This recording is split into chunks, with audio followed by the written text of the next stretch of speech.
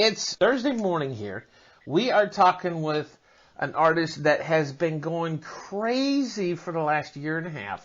She's got two singles out right now. One debuted in July, the other one came out in September. She's charting on Facebook, on Twitter. I mean, her numbers are over 200,000 plus in some. Her YouTube page, make sure you check it out. Allie Colleen is here on the show. Yay! Yay!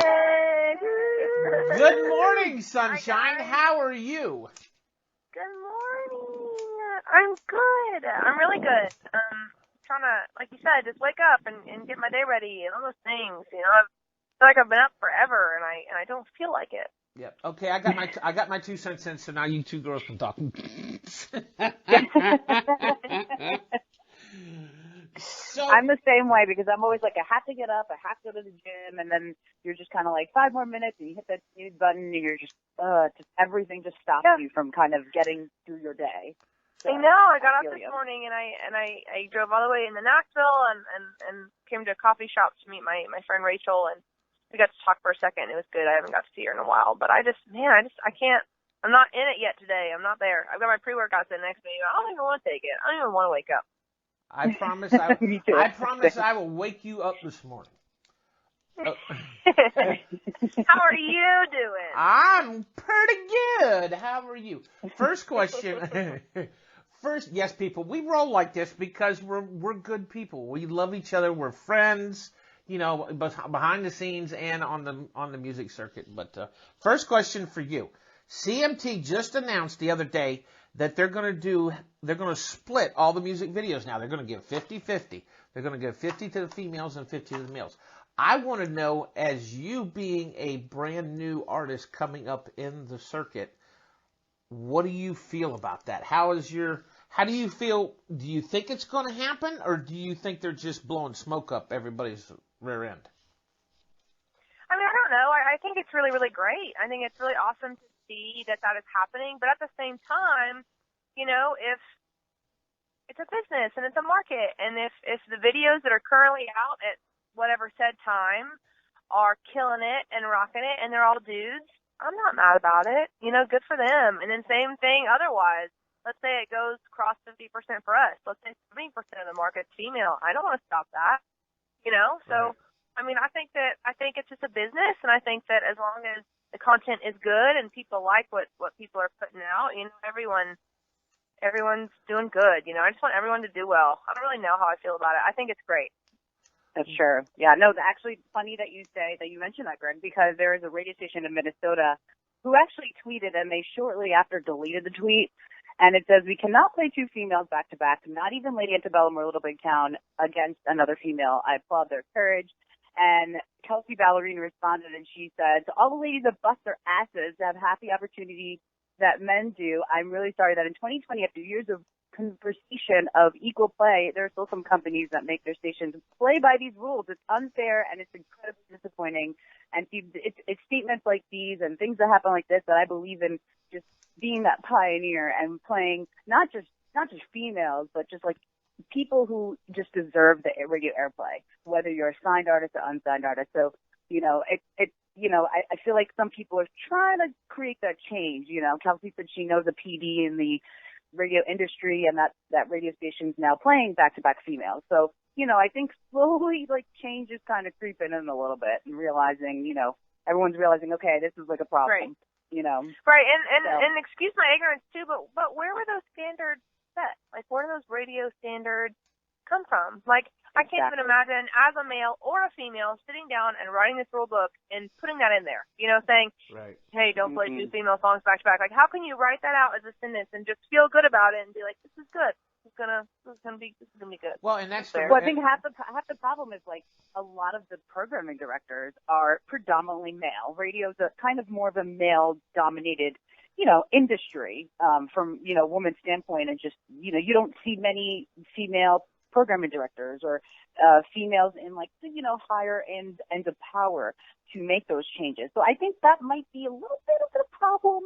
you know. So I think that's kind of where the basis on radio airplay kind of comes into play, you know. But again, hopefully that changes, you know. Someday I'd love the chance to become a PD and be like, we're wiping everything out. We're just going to play nothing but unsigned artists, or, you know, or do like split the day, half unsigned, half signed or something, and let's play back-to-back females, you know, like it, you know, you need that one person who's going to create the change for it to kind of become a domino effect, so to speak. Right.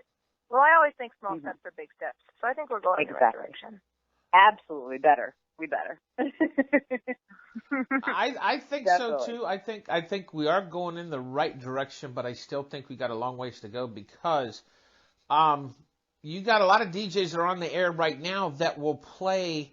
Of course, they can't help it because they're told what to play. I mean, when I'm on the air, I try not to play the same song twice in an hour set. I can play a whole 6-hour set and not play the same song twice. And I think that's the way it should be everywhere. That's why FM is hurting so bad right now. That's why Spotify and iTunes and all the you know, the media apps that are kicking butt are winning right now because they're winning. Yeah, because people want their music now. They want to play it when they want to, how they want to, and where they want to. They don't want to have to listen to commercials. They don't want to have to listen to the same song twice that they don't want to hear unless they choose to hear it.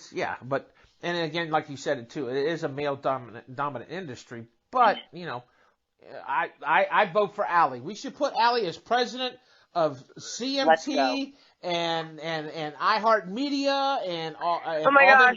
All them all big the people. Videos Yes. would be about animals. There you all go. The videos. There you go. There would be no gender equality. No people would be on it. It'd be all I animals. love that. I love that. It wouldn't be good. Animals. No one needs me to do that. Now, recently, animals. How's your dog? How's your dog? I know yes. you have dog. How is she doing?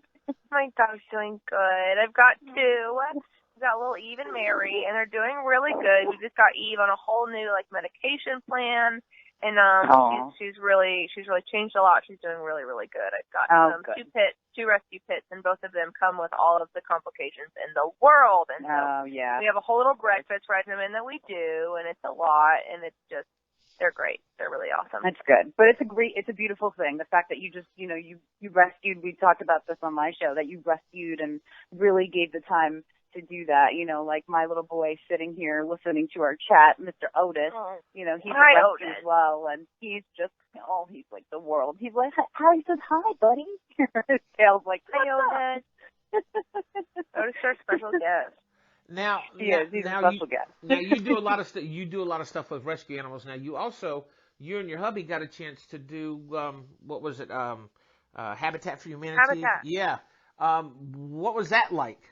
Getting out there and sweating underneath the hot sun and getting to build things. Dude, it was amazing. Habitat was actually our 1-year anniversary to each other.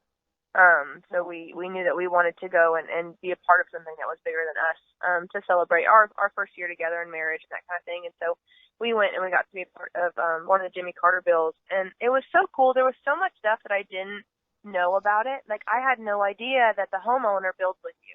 So Miss Julicia built with us the whole week and got to see her house come together. And we started the build on a Monday with nothing but a cement, lot. And we had a finished house by almost Thursday. And her kids got to come. And there wasn't drywall yet, but all the rooms were, set and everything was in place. And her kids got to come in and we got to take her 3 beautiful children into the house and they'd never, lived in a home before. And I got to show them their rooms and then we gave them Sharpies and they wrote all over the support beams of their rooms and we wrote scripture and we wrote just love notes and we just filled the foundation of this house with just kind words. Everyone who worked on it wrote something kind on the inside, of the support beams and things like that. And it was so special and it was so cool. And I got to build with my entire family. My whole family was on one house on a build. So I got to build with my parents, my sister and my cousins and just be a part of something that was so much bigger than us. And it was literally one of the coolest things I've ever done. Oh, that's so much fun. I used to do something similar to that, with Disney, who we partnered with all the time, Kaboom. So what they would do was take old playgrounds that were either hit by the hurricane up here on Long Island, and they actually rebuild a lot of the playgrounds. So it was really nice to see so many people from the community, so many people just giving their time, from the company to just, be there. And I got to paint and, like build a playground for kids. And by the end of the day, it literally took 5-6 hours. You're just like, wow, we started with nothing and we have this huge playground for kids.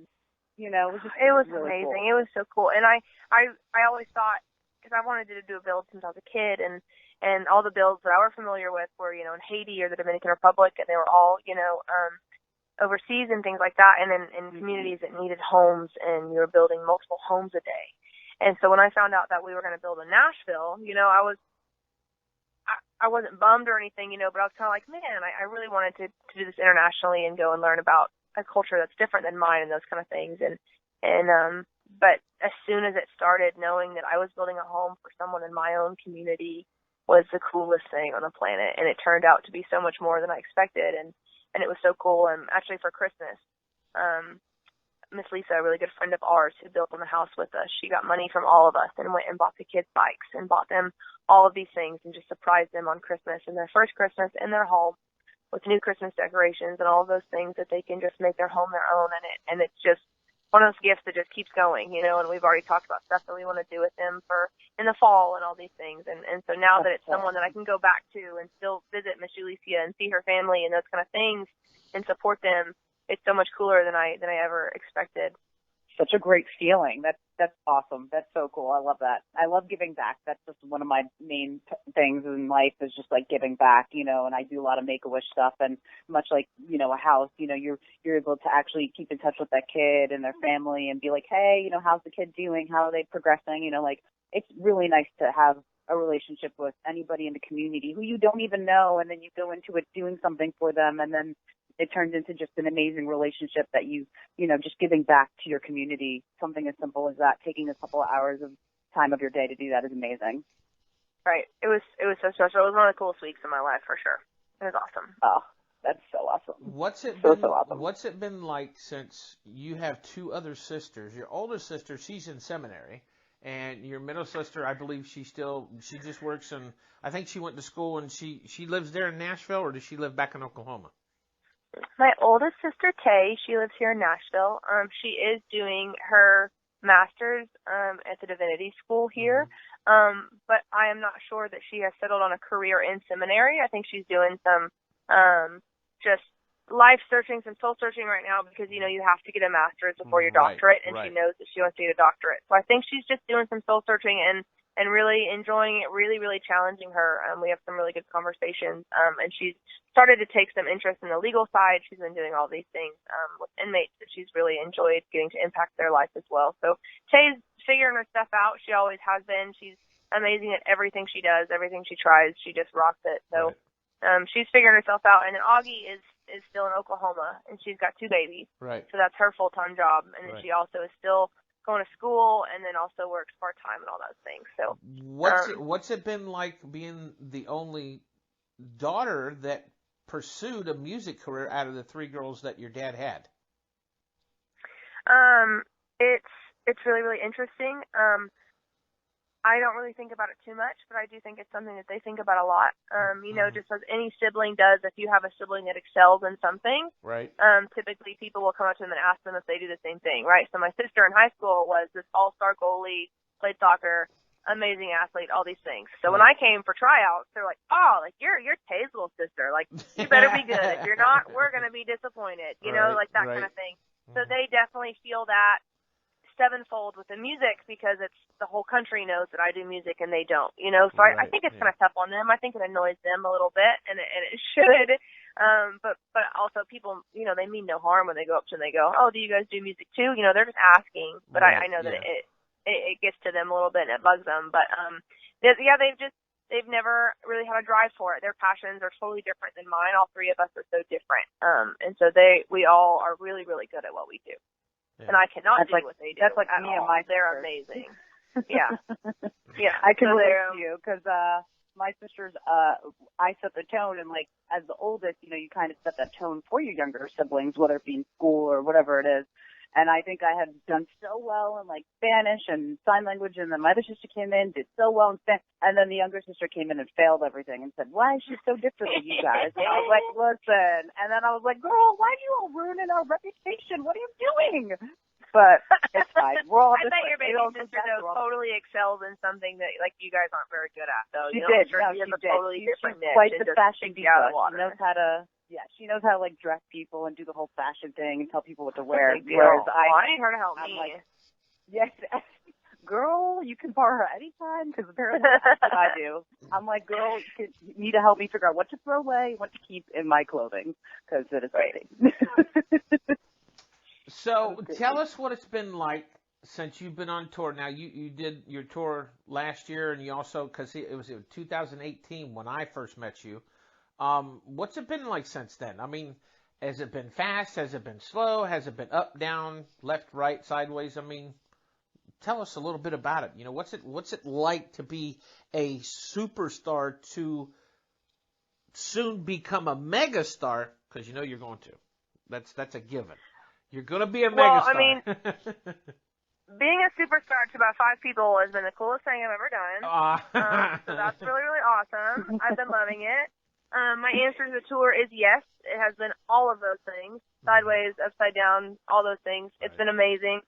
I would call it more so traveling than a tour in my head. Like a tour would be an organized tour that was centered around like my own music. You know what I mean? Right. And that is a big thing that we are looking for 2020. We're looking to release a whole bunch of music. That way people can really start getting familiar with what Allie Colleen music sounds like. Because, you know, just as you saw back in 18, we're still doing the cover set, so we've been doing forever. Right. Just because we haven't been able to really put all the music out that we want to yet. We're working on it. So it's been amazing. I learn new stuff every single day. Hopefully I'm getting better every day. I've been working on a lot of stuff. 2020 is kind of our year to implement band things. Really no one's ever seen me with a band I haven't even seen myself with a band, so I'm really excited about that. Just getting my players together and figuring it out, and it's been amazing. We've had such a welcome in every city that we go to, and 2020 we're finally headed west, which we are stoked about. We've been playing a lot on the east side of the country and all those things, and everyone's been so kind, and so we're excited to go see what the other side looks like, and all those things. We kicked the year off in Steamboat, Colorado, and played some of the Steamboat Festival up there. We just played some bars and stuff. You know, we didn't have any big gigs or anything through that, and that's really cool because now hopefully next year we can move up a step, you know, and maybe get a stage plot and actually get on the app. You know, like the Steamboat Festival, like many festivals, has an app, right? Right. Our shows were so insignificant, we were on the app, right? So next year, we're going to get on the app. Year after that, we're going to have an outside stage. It's going to be great. Oh, right? man. We have all these goals set to work for and all these things. So we have so far to go, but we've already come so far as well. So it's been really, really awesome. Are you going to get back? You going to get back down here to Florida? Yes, we are. We as soon as April, I believe. Yay! I think I want to say it's farther south than you guys might be. We're in Fort Myers in April. That's about an hour and a half from here. Yeah. Okay, that's not as far as I was thinking. And then, which I think is going to be a quick trip. I don't think we're going to drive down there. No one else wants to but me, you know. I'm like, we can pick up a couple of shows. And they're like, no. That's because you want to go to Disney World. Okay. Yes, she does. Yes, she does.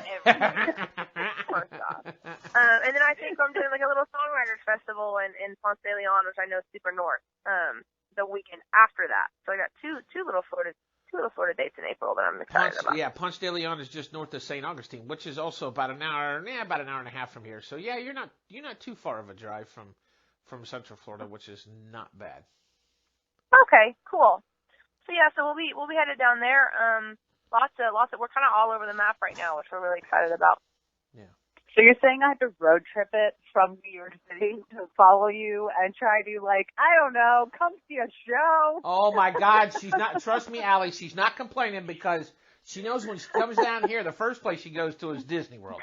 So it's not 100%. Yeah, 100%. It's not like she's complaining. But here's the thought. Maybe we need to talk to the management to be Bev, if you're listening, pay attention. We need to see if we can't get you on the Country Thunder ticket here in Kissimmee during March. Ooh. That would be good for you. I think that would be real good for you.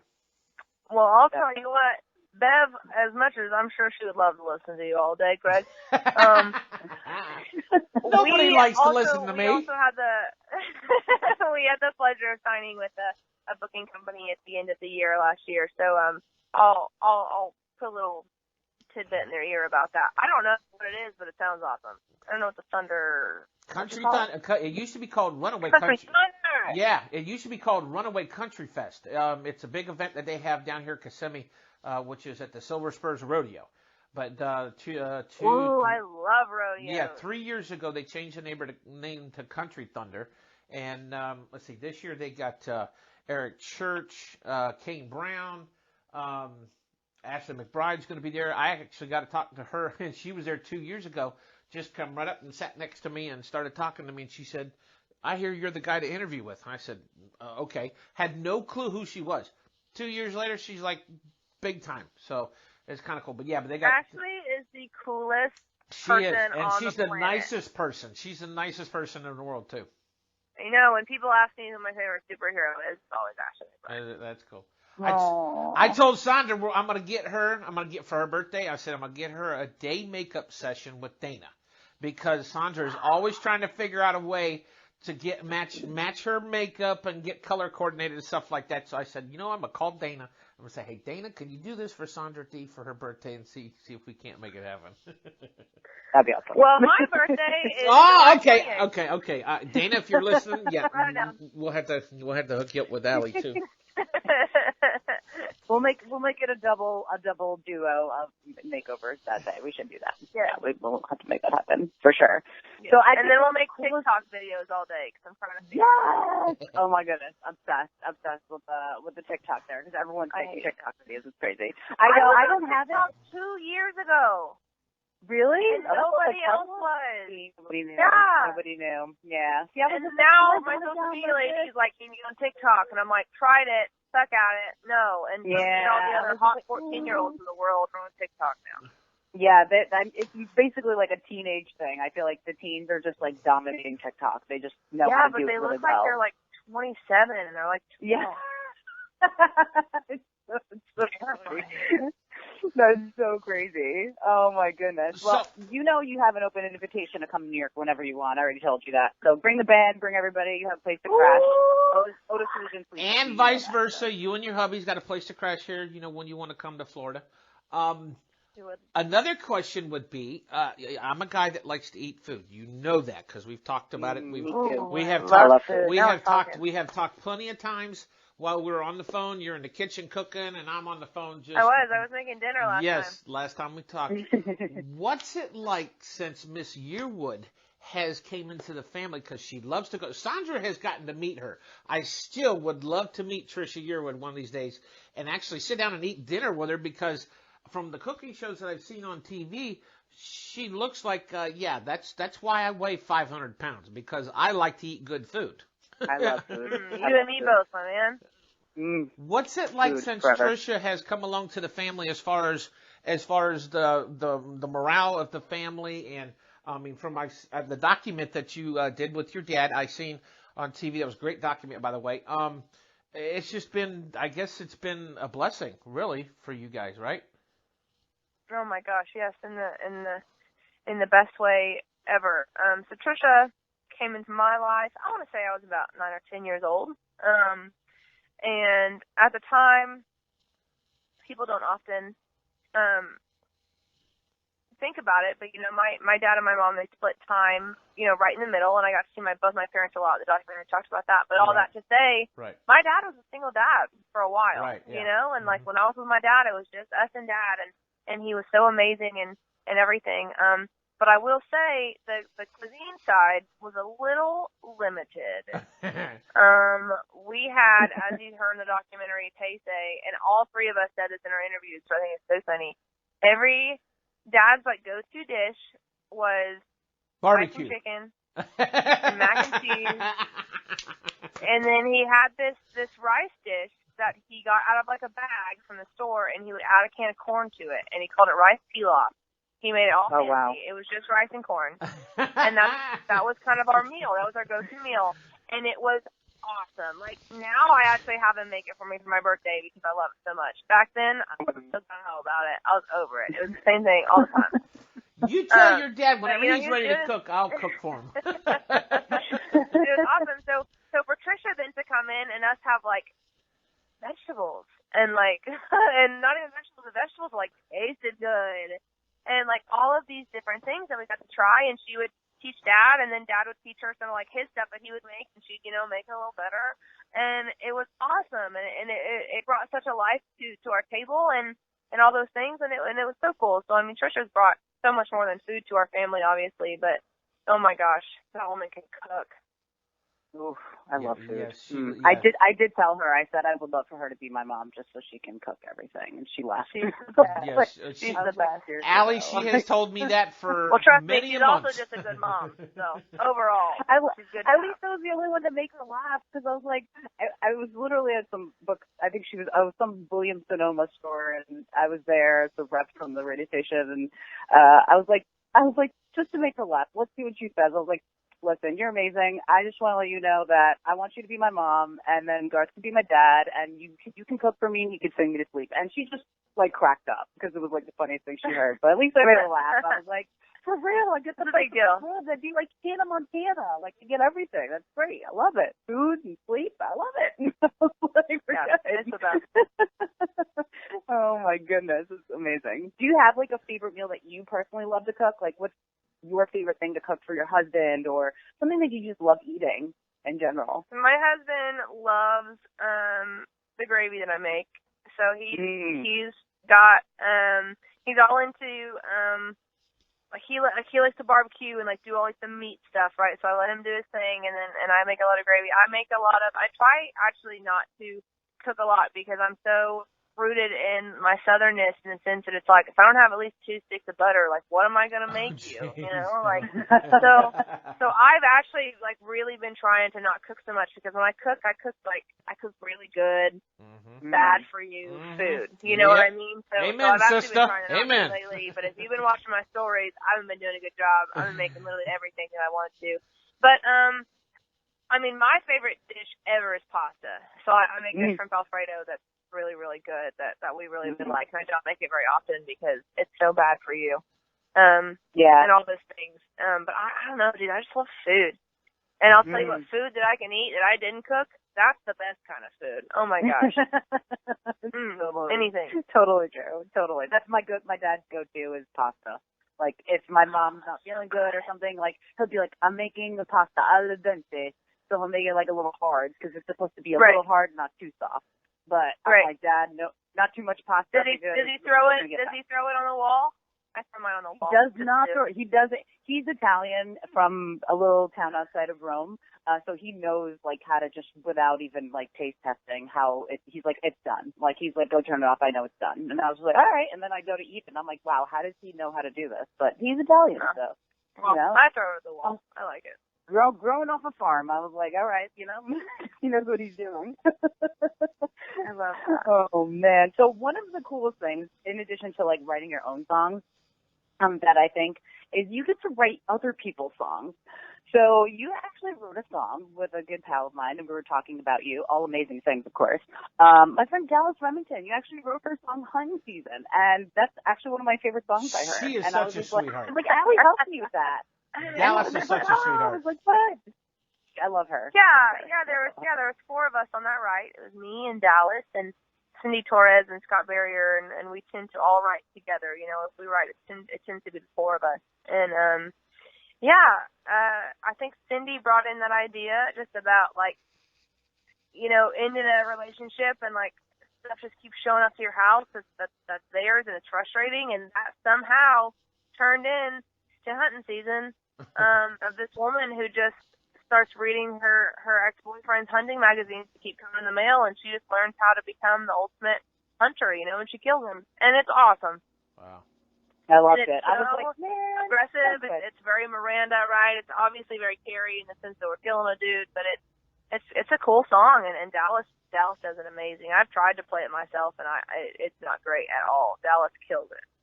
It was so cool. I was like, man, of course she helped you out. I was like, that's amazing. And she's like, yeah, I love her. And it was just cool. It was like a really cool moment to I guess hear that that you had a hand in that. My first cut, yeah. Yeah. Have you done any more writing? Like, is that something that you like want to dabble in? Like, not just like writing your own stuff for you, but for others? Like, is that something like you kind of like think about too, is like, oh, this is a great song, but maybe it's not fit for me, maybe it's fit for somebody else, like, is that something that you kind of think about when you're writing, or it just kind of happens? Typically I never go into a write knowing that I'm writing for myself or someone else. That can really limit your song, So typically we just write the song.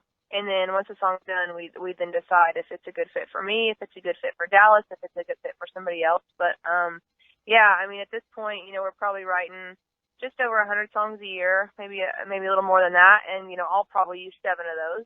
So, we've got 93 other songs to just send out in the world and send to other people and hope that they want to do it. And I do have songs that I have wrote specifically for other people as well. And I've pitched those, and I'm all no's so far, but maybe one day, it'll come around. That's awesome. That's so cool, because it's like, you kind of feel like you were a part of that song, like, because, a lot of the people don't give a lot of credit to the songwriters, and I think they should, a little bit more often, because it's like, wow, you just never know who's behind that song. Right. That's why I still love CDs and records, because you can see who wrote what song, and to me that's the exciting part of getting that new album, not just hit and download on it, but being able to see who wrote it and, who co-wrote it or who was the instrumentation on it, so I think that's kind of like the fun part of it. And you have a new song called Along the Way, which I love. We talked about last time we spoke about Work in Progress, but you have a new song called Along the Way that I love. Once again, I keep falling in love with your songs. That's just basically it. Thank you. So Thank you. Along the Way is really cool. Along the Way is really cool. Along the Way is really cool too, in the sense that production-wise, the difference between Along the Way and Work in Progress is pretty big, right? One is a beautiful little simple ballad, and one is this really moving track and all that stuff. So Along the Way actually set us up now for whatever comes after Along the Way. Really needs to solidify what Allie Colleen sounds like. You know what I mean? Because right now you've got two things that are so different and so whatever. So that's really, really exciting. But just the song itself means the world to me. I've got a best friend that is just a wandering soul, and I myself am too. I think all of us musicians and artists are. We're hardly in the same place. We're constantly having to put ourselves under emotional things that we wouldn't normally feel, right? So if I'm going in to write a song about heartbreak, I haven't experienced that in a really long time, right? So I have to go back to 17-year-old Allie, and it's not hard to remember what that felt like, you know what I mean? And so I just feel like me and Emily are kind of two of the same people, and so as much as I wrote the song about Emily, I also wrote it about myself, and it's just kind of about, if I just sum up Along the Way, it's just telling the person that you love to just go and do everything that they've ever wanted to do, and everything that scares them, and everything that excites them, and all those things that aren't necessarily you, and to go and do that, and then you just pray at the end of the day, once they've done all those things, that they still come back to you, and that along the way you are still enough for them to come back to. And it's a really cool song. It's really awesome. It can mean whatever you want. Recently for me, it's kind of been, I've kind of realized that that's exactly what God would tell any of his children. Just go and do your thing and live in love and live with a good heart. And then at the end of the day, like, come back to me. And it's been so cool. Yeah. And I love Along the Way, and I love the track to it. I took it to the producer and I was like, listen, like, you know Phil Collins? And he goes, obviously I know Phil Collins. Yes. I go, that's what this needs. I was like, this needs Phil. And he goes, and he was so impressed that I knew Phil Collins, and he was so all those things right. And then I referenced the Tarzan soundtrack, and he was so disappointed in me. He was like, that's it. That's your Phil Collins reference that you bring me as a Disney movie? And I was like, maybe we shouldn't work together, my man, because it's going to be great. But he knew exactly what to do. All jokes aside, and it was perfect, and it's got that cool drum thing in it, and everything about Along the Way makes me feel good. I love the Tarzan soundtrack, just on a side note. Like, you'll be in my heart when I am. So, come on. Like, no one should knock that soundtrack. That is one of my favorite Disney soundtracks. So good. So good. So the last time that's a good one. The last time I got to see you have more tattoos. Are we working on getting a lot more? It looks like you've extended your sleeve out there a little bit. Am I correct? Yeah, my sleeve's done. My second one's done. It's all flowers. My whole arm's flowers now. It's all color. It's really pretty. And since then, I think I've got like one. Haven't gotten too many. But man, oh man, do I think about it every day. I literally went and just got my nose pierced again the other day because I was itching so bad for something different and didn't want to do anything drastic. But man, oh man, I do. I think about tattoos every single day. What does your dad think about all this? When you told Dad, I want to get some tattoos, what did Dad say and what did Mom say? What does your dad think about your tattoos, Greg? I only have one tattoo. What does he think about it? You know, I want a tattoo, but I'm terrified. It's funny because when I got my tattoo, my everybody knows I was in the fire department before I got in the music industry, and mine's a tattoo of a Maltese cross, a fire cross. So there was a purpose behind my tattoo, but it was funny because it took Mom and Dad till they were 60 something before they actually got a tattoo. And then, of course, my sister's more the rebel. She went and got something like 30-some tattoos. So, and she's 5 years younger than me. So I need to catch up. So you, Dallas and Sandra need to come down and have a Disney weekend or something like that and a tattoo shop so I can go and get about 50 more tattoos because I guess I need to catch up with everybody. You do need to catch up with everybody. My parents are supportive in every way ever. I think if they were honest, they would say that they wish that I would stop. My parents, so everything on my body, yeah, I know, right? Everything on me and all that stuff, like it's all spiritual. Every single tattoo I have is spiritual. It all goes down to my face and all those things. So there's never been a point where my parents were like, well, we can't ask you to like not put this on your body. And also I remember the day that my dad saw one of my first tattoos and he goes, I'll give you this, kid. I didn't really know tattoos could look like that. So my dad was obviously picturing all the bad tattoos he'd ever seen in his life, right? Mm-hmm. And those kind of things. And my tattoos are really, really, really, really well done. And so I think what gets them is my parents have a really hard time thinking about that I go and sit in a chair for 6 to 8 hours and put myself through pain. Right. Like that's what they think about when I go get a tattoo. I don't mind what it feels like, you know. I mean, I think it's fine. So I think there's a mental thing for them with the tattoos and the piercings. They're like, just quit going and hurting yourself. I'm like, Mom, that's not what I'm doing. Like, I love my tattoos. I think you're right. I think they're just in a totally different headspace than I am about it. But they're always supportive, and they're like, hey, you're gonna do what you want to do. We've learned that. So right. I think it's more old school because, you know, it's like, you know, like your dad said, he looks at the older tattoos, the more like the jailhouse tattoos, the green ink tattoos. Today's society, you have so many white folks out there. I call them white because their body's like a canvas. And when you got these bright greens and bright oranges and bright reds and pinks and purples on a skin that's completely white, I mean, it just looks like a painting. I think it looks good, and you know, and I'm old school, so you know, I think we've come a long way. I think he was really worried too, just about like the stigma that comes with it and what people would think about me and all those things. You know, like you said, very old school, all that stuff, and I think all that definitely has a place to live as a parent, but it was never a concern of mine. Right. Tell us one thing. So you started saying I need a tattoo, huh? We gotta strap her down. One of Otis. We gotta strap her down though because she's gonna come jumping out of the chair though because she don't like. I'm like a needle phobe, so that's I want a tattoo and I know exactly what I want, and where I want it, but I'm just like terrified. I'm literally terrified. I need someone to like hold my hand or something. It's not that bad at all. Oof. I'm like, oh my god. You do it. Everyone's You'll like, be fine. fine. Yeah, exactly. Something to think about this year. 2020. Tell everybody one thing that they don't know about Allie Colleen.